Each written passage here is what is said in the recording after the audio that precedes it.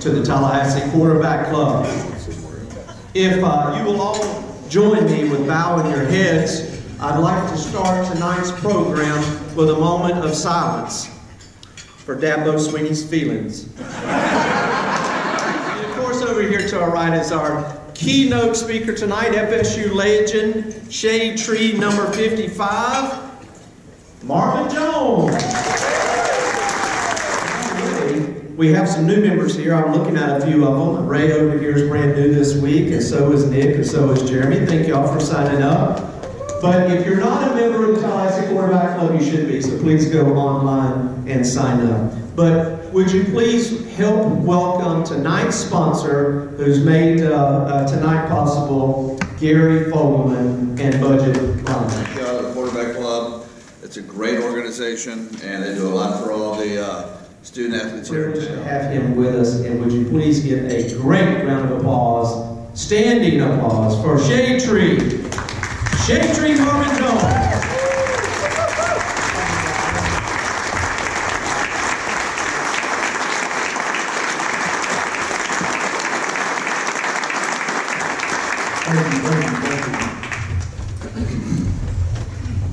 Good evening, everyone. Good evening. Yeah, liven up some. Let's go. Let's go. All right. First off, I'd like to thank God, for putting me in this position and allowing me to wake up every day and be who I can be and have all the friends that I can have and all the loved ones around me and all the people that care about me and love me. And that's a wonderful thing, because every day some people don't get that opportunity. So I'm gonna go back a little bit in my childhood so you can kind of understand who I am and where I come from, because that'll kind of bring things to head for you moving forward. I was I'm the youngest of 7 kids, and there's big gaps between me and my oldest siblings. So I'm 48, and my oldest sister now is probably almost 70. So there's but growing up, I had it was a traumatic time for me as a kid. Most of you probably know my brother Fred that played here during the 80s. My nephew, Frederick Jones Jr. that played here a few years ago. My nephew, it was a tough time for us. When I was 11 years old, Fred was here up at Florida State playing, and we ended up losing my sister in November '83. I was 10 years old, 11 years old at that time. And Fred wanted to come home from college, and my mom kind of told me, you need to stay at Florida State. You need to live your dream, you need to be there, and things like that. So, but let me come back a little before that. So, as my brother got recruited, coming to Florida State, Coach Bowden, watching the Coach Bowden show, that was like bigger than life for all of us back then, and during that period of time. I mean, we couldn't wait till Sunday after Florida State played to watch those games. And all of a sudden, I got a brother that's playing at South Miami Senior High, one of the best linebackers, at that time during Dade County, and all of a sudden, Florida State is recruiting him. And I meet some of the coaches. I mean, at that time, in the Florida area was Coach Chuck Marvin at the time. I recruited my brother, and all of a sudden, man, we got Coach Bowden in our house. And everybody knows Coach Bowden. When he comes to the house, he always wants, he eats that meal. He loves to eat what the family's eating and everything like that. And and he was recruiting my brother at that time. I mean, I was in elementary school. So I mean, we're just in awe. I mean, we're just sitting there on the floor while he's sitting over there, and we're just like, the whole time, like, me and I have a brother that's a year older than me, and we just sat there the whole time and just watched Coach Bowden as they talked, and I mean, we just couldn't believe it. So I looked over at him, and I said, you know what? I said, in a few years, I'm coming to play for you. I am coming to play for you. So, and I was a big kid at that time. I mean, coming out of, I was fifth grade, I was probably about 5'8", 5'9", 160 pounds. So I was,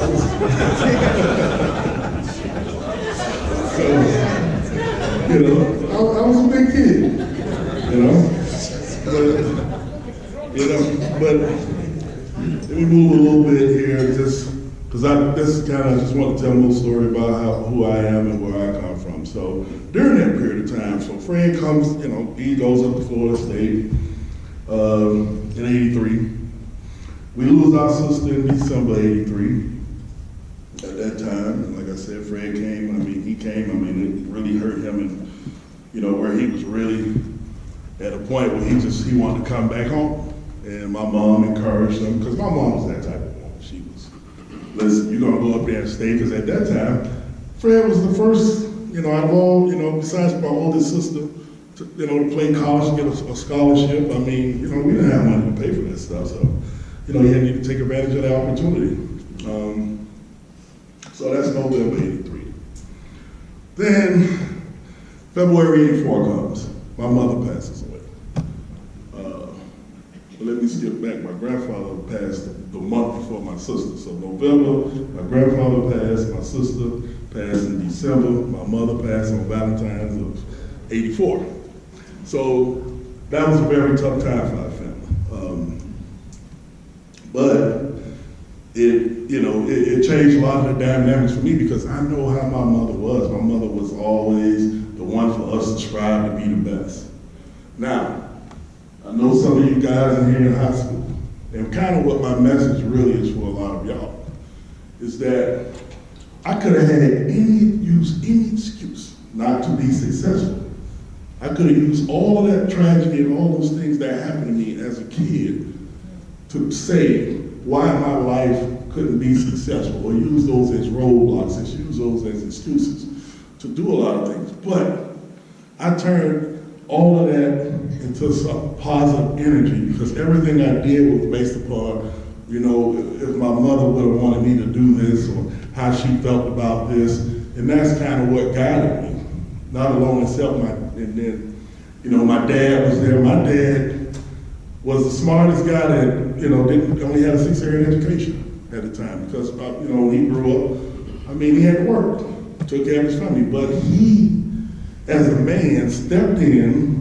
He didn't know how to do any of this, not that word, but he didn't know how to do any of this kind of housely duties. We'll just leave it like that. All right, ladies. But he learned how to do all of those things. He stepped up to the plate. He made sure I had breakfast every morning when I went to school. So that was something that got built into me, is that no matter what happens, you gotta continue to push for your dreams, your goals, your hopes, and just, as most of you probably know the word, now everybody says you gotta go out and grind. There's a difference between people that go out and grind. Because we go out and grind no matter what happens, what tomorrow is. No matter if it's rain, sleet, or snow, like UPS, we go out and do everything and get it done. And that's what you have to do in order to be successful and all that stuff. But I say during this time, my brother became, because now he's at college away from us, and we're at home with my dad, having to deal with a lot of those things. I had to lean on him a lot, because one thing my brother knew about me, he knew that I was like the most sensitive kid. I didn't show my feelings, but he knew that, so he knew he had to do kind of extra things and kind of get me to talk or get me to open up, So every time when he was at Florida State, he would come home and during his breaks and work out. I'm in 6th grade, I'm running 4 miles with this guy. I'm out here with helmets on and shoulder pads, he's knocking me around. Coach, I did have the playbook. So I was already reading Florida State playbooks when I was in elementary school.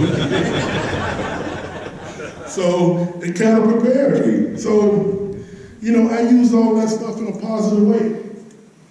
And that's what we have to do a lot of times in life. Everything is not going to always go our way. That's a difficult thing sometimes. But you just got to, stand up and fight through it and make the best out of it. And during those times when he was young, he was at Florida State, I would come up and visit them, and we kind of hang out at the complex and meet all the players. And I tell you, man, it is some characters in college. I mean, us being young kids, and these are college kids that we looked up to, and these kids, they were just like kids like us, the way they joked around and played and had fun, things like that. And that was during the opportunity where I got a chance to meet all the great people that were at Florida State. Not just in the football program, but the people that supported the program, all of the great people in the community, things like that. So I had already kind of built up a relationship with a lot of people in Tallahassee, during my years, in elementary school. So it was kind of a natural fit for me to always be a Noel at heart, because I've always been that way since a kid. Well, I'll say out of the womb, but I've always been that way. So, a little bit, I get to high school, and I end up going to Miami Northwestern High, which is obviously one of the best schools in the country. I mean, some of you guys know, just like the young man that was up here earlier, he had a chance there. Good for you to get out of there, I know. But it's a great school. Plenty of guys in the NFL, Teddy Bridgewater, Marvin Cooper. There's a bunch more, a couple of guys that ate us up. Tutu Atwell, some of these guys at Louisville and stuff like that. So it was a great school, but it's different. Because in high school, we had to work. In Florida, remember, it gets hot here. Our coach had us in long sleeve sweaters.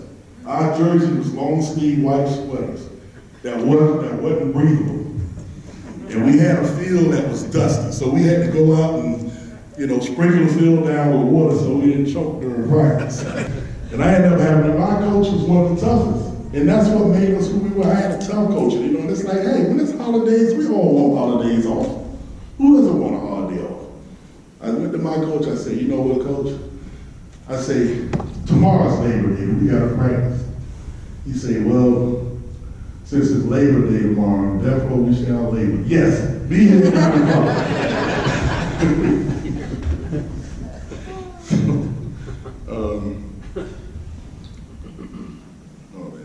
So that's kind of how it went for, during those days, it was just different. I mean, we didn't,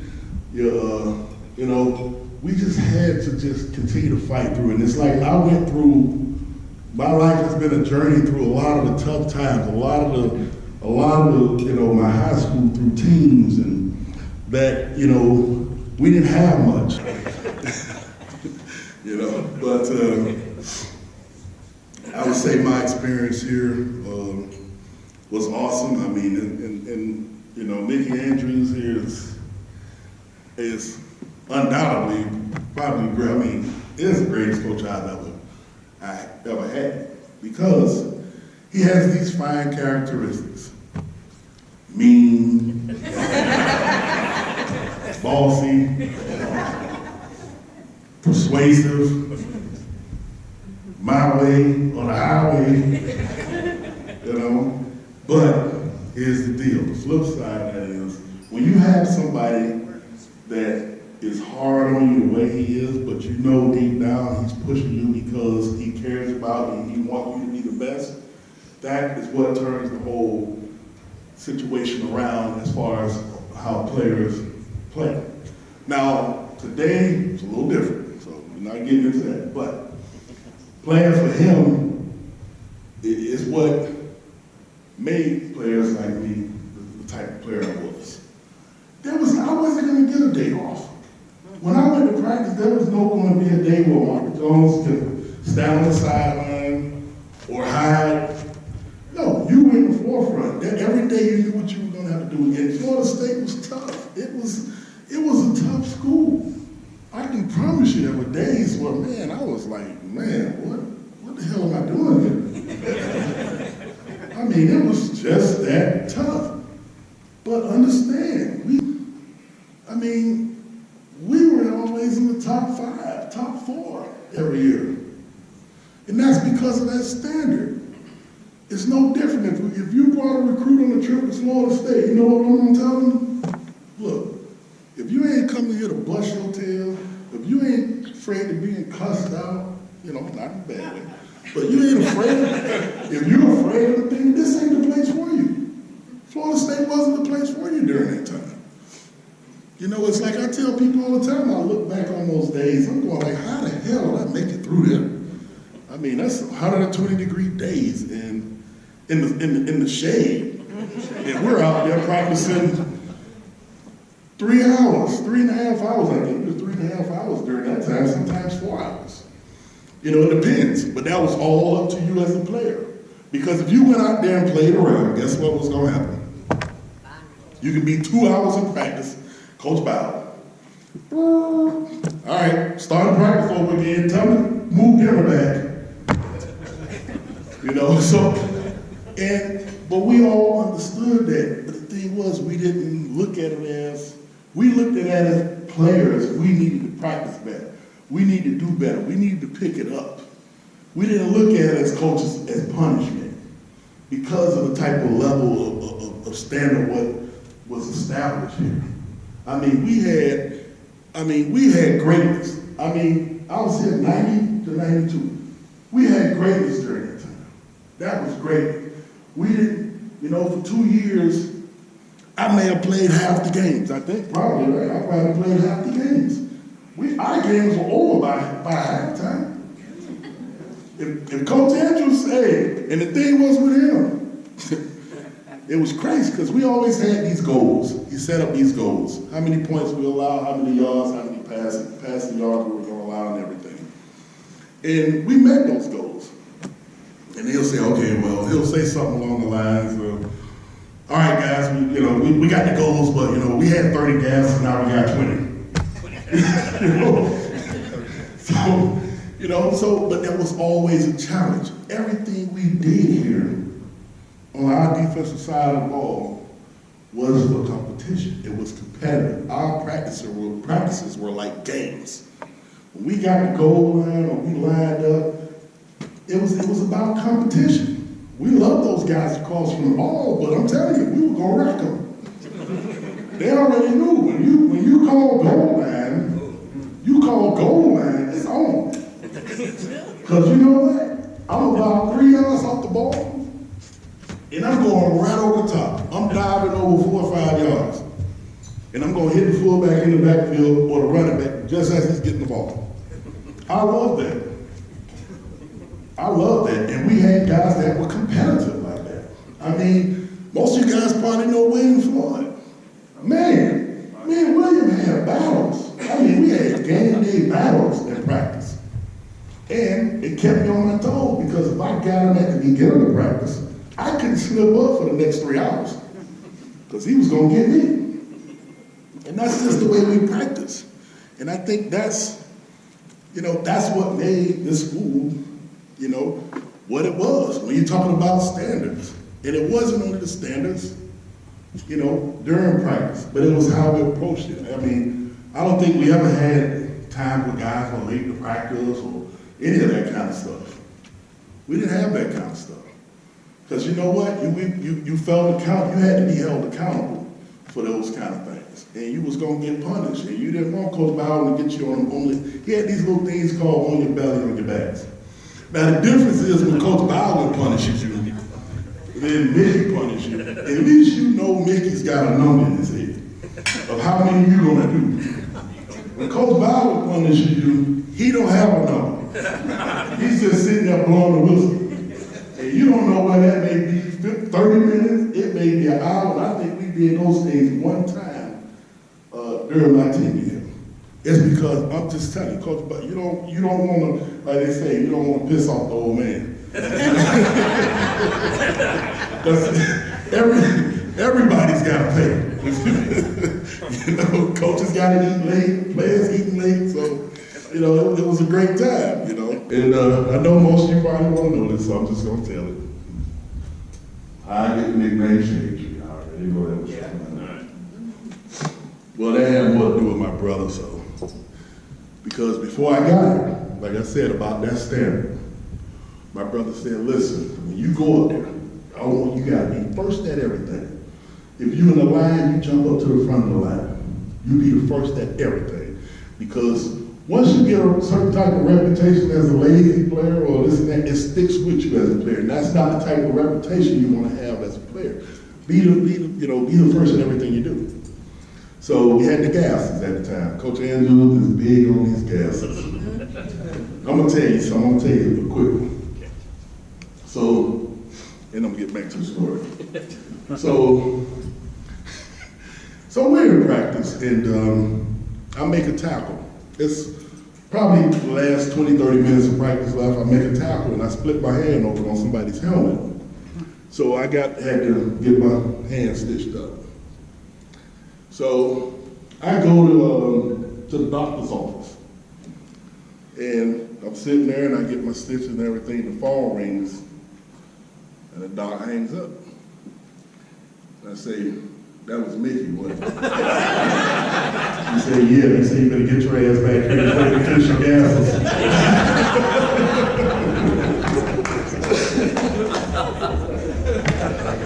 I knew it was him though, because I thought I got out. I was like, man, I'm at the doctor, I'm getting out of these gases. Man, I get back there, I think I must have got back there 6:30 or something. It was dark, almost barely dark out. I said, I know that's Mickey on there. Yeah, that's it. You gotta go back and run. So, but that's just the type of, but we expected that. We never expected to ever get out of anything or get a pass on anything. Because it's how you teach people. And it's like, I had a conversation with somebody earlier about that, about it's how you teach your players. Mickey made you go back even if you did things right. Even if you were right, drills we had, he would still make it, you will be wrong so you can go back. So, because it's how you teach your players. Even if I go out and give my best effort in the eyes of our coaches is still not good enough. Because running those gases, even though we had 10, if you didn't make one, you got another one. And so how's a guy that can't make 10 gasser, misses on 1 or 2, and then all of a sudden you end up running 13 and you make them? There's some times where I felt like I was gonna pass out. But you know what? I hit that other gear and kept going. It was like, wow. But then you feel good that you're able to accomplish your things and get past those feats. So, Don't forget to tell the show. oh yeah, okay. So anyway, well, most of you know my linebacker coach at the time was Coach Burnham, which is, I tell you, Coach Burnham was best linebacker coach I ever had. So, but this relates to the story. He's the best linebacker coach I ever had. Simplified everything for me. I mean, he could teach a 3-year-old how to play linebacker, and that's how simple he made it. But there were certain things that we had to do every day that we preached on and practiced on. And I didn't understand a lot of it at the time because, drills are drills, But as I got more into it, I mean, if you watch the film on how I played, when the ball was snapped, I was damn near going to the play before you figured the plays out. And that's because of those type of drills that he had us doing. Me, Brooks, Ken Alexander, a lot of the linebacker core we had, which was undoubtedly tops in the nations, Kirk Carruthers and guys. So, but anyway, so there's gases. Now, most people may not know what a gasser is. So let's take the sideway west of the football field, 50 yards. So our gases at that time is over, back. And as a linebacker, I think we were probably, I want to say 34 seconds. Something like that, I believe. Was it 38? 38 seconds. Okay? So that means you gotta go 50 yards. You have to time it. It's really a timing thing where you gotta remember, right? If it's 38, you're right. If it's 38 seconds, so you have to make each one of those turns every 50 yards within that 10 seconds to make the 38 seconds. Okay? So that's boogie. You got 10 of them. And you probably went 2 minutes in between. Yeah, 2 minute rest in between, depends, So, first day as a freshman, I struck out, ran over and ran back, fell out of the tree. Because I thought it was over and back. That's how we ran them in high school. I didn't know it was over, back. And so I lived up on the tree, I am done. And Coach Burner, these guys, they say, you know, we don't need no damn shade trees out here. I said, you know what, by the time I leave this place, you're gonna be called in Marvinsville. Thank you for coming here. This is a vodka cup. And it says Tallahassee Quarterback Club Shadetree. Does it come to us? It is filled, we'll get it filled up for the night's out, I promise. And we just want to thank you for coming. Congratulations for making it down here and surviving the day. We appreciate you so much. And go Knowles.